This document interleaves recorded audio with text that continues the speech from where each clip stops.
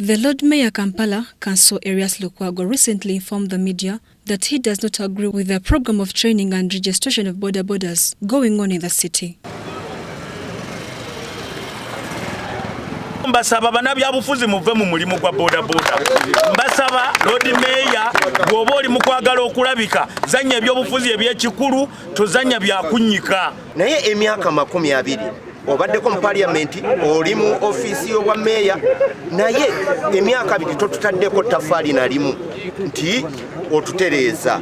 Lwaki omala kulaba nga ffe bennyini tuvuddeyo tutereeza omulimu gwaffe?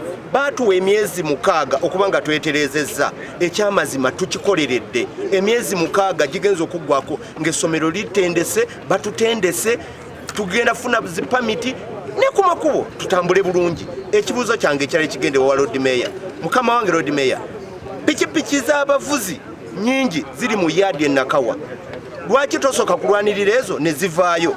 Stekanses yodde ku makubo olw'okubanga mutukwatira mu butamanya.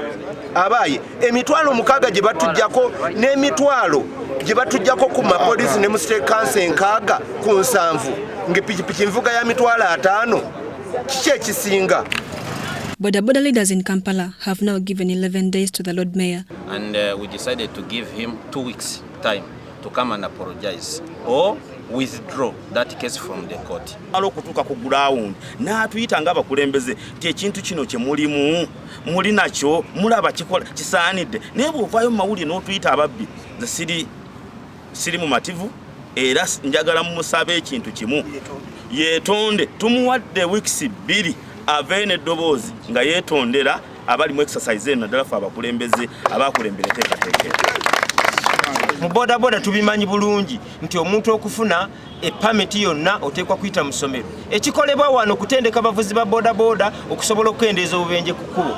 So Lord Mayor naffe tuteekateeka balooya baffe kukuba mu mbuga kuyingirira mirimu gya bodaboda. The spokesperson of the bodaboda riders, Rashid Kawawa, said that without driving permit and training, no bodaboda will be allowed on the road. Omuntu agenda kuvuga bodaboda nga tolina permit eno yeetutwala. The Secretary General Bodaboda Industry appealed to Lord Mayor to join them in the streamline of bodaboda industry in the city. It's out of sad that if the Lord Mayor is coming out and is condemning, I think Lord Mayor is missing a puzzle. I wish if he could join us and we see how we can streamline our industry. The Deputy City Commissioner Kawempe Division, Walugembe Sulaiman, now wants the Lord Mayor to have a dialogue with them for the city's development.